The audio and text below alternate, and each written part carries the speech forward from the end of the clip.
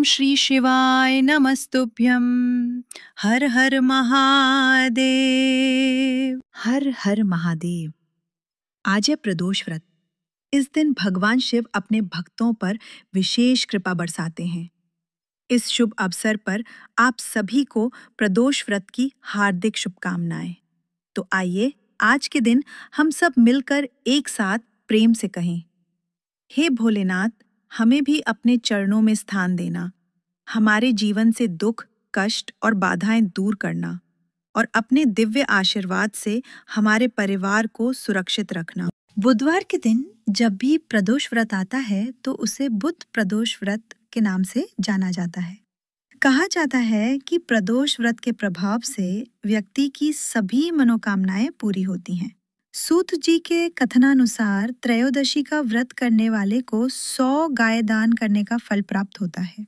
साथ ही भगवान शिव और माता पार्वती का आशीर्वाद प्राप्त होता है। यदि आप प्रदोष व्रत करते हैं, बुध प्रदोष व्रत कथा जरूर सुने, वरना आपकी पूजा अधूरी रह सकती है। कथा शुरू करने से पहले आपसे यह अनुरोध है कि अगर आपको मेरी यह प्रस्तुति अच्छी लगे तो लाइक करें, कमेंट करें और शेयर करें और हमारे चैनल को सब्सक्राइब करें। समतापुर नगर में मधुसूदन नामक एक व्यक्ति रहता था। वह बहुत धनवान था। मधुसूदन का विवाह बलरामपुर नगर की सुंदर लड़की संगीता से हुआ था।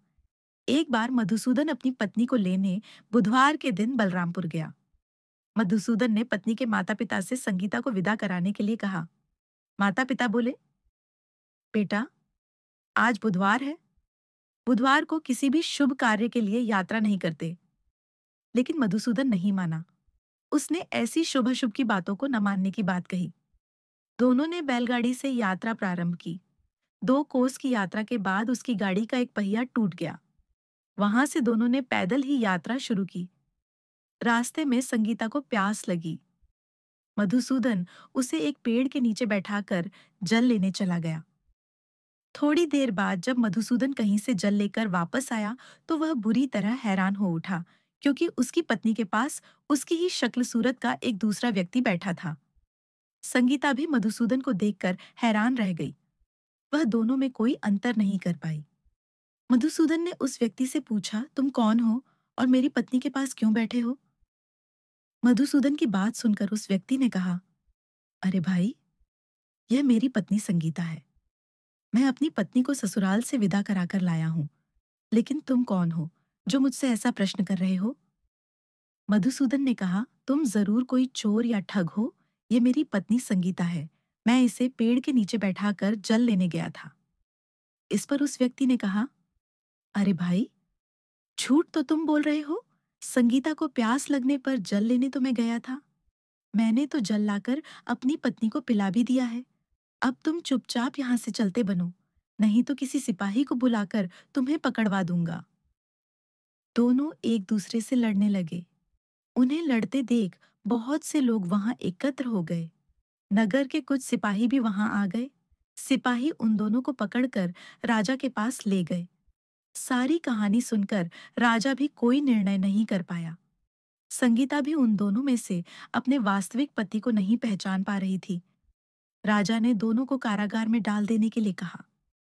राजा के फैसले पर असली मधुसूदन भयभीत हो उठा। तभी आकाशवाणी हुई, मधुसूदन, तूने संगीता के माता पिता की बात नहीं मानी और बुधवार के दिन अपनी ससुराल से प्रस्थान किया। यह सब भगवान शंकर भगवान शिव के प्रकोप से हो रहा है। मधुसूदन ने भगवान शंकर भगवान से प्रार्थना की कि हे भगवान शंकर देव, मुझे क्षमा कर दीजिए। मुझसे बहुत बड़ी गलती हुई। भविष्य में अब कभी बुधवार के दिन यात्रा नहीं करूंगा और सदैव बुधवार को आपका व्रत किया करूंगा। मधुसूदन के प्रार्थना करने से भगवान बुधदेव ने उसे क्षमा कर दिया। तभी दूसरा व्यक्ति राजा के सामने से गायब हो गया। राजा और दूसरे लोग इस चमत्कार को देख हैरान हो गए। भगवान बुधदेव की इस अनुकंपा से राजा ने मधुसूदन और उसकी पत्नी को सम्मानपूर्वक विदा किया। कुछ दूर चलने पर रास्ते में उन्हें बैलगाड़ी मिल गई। बैलगाड़ी का टूटा हुआ पहिया भी जुड़ा हुआ था। दोनों उसमें बैठकर समतापुर की ओर चल दिए। मधुसूदन और उसकी पत्नी संगीता दोनों बुधवार को व्रत करते हुए आनंद पूर्वक जीवन यापन करने लगे। इस तरह भगवान की शंकर कृपा से उनके यहाँ खुशियां बरसने लगीं। ओम श्री शिवाय नमस्तुभ्यं।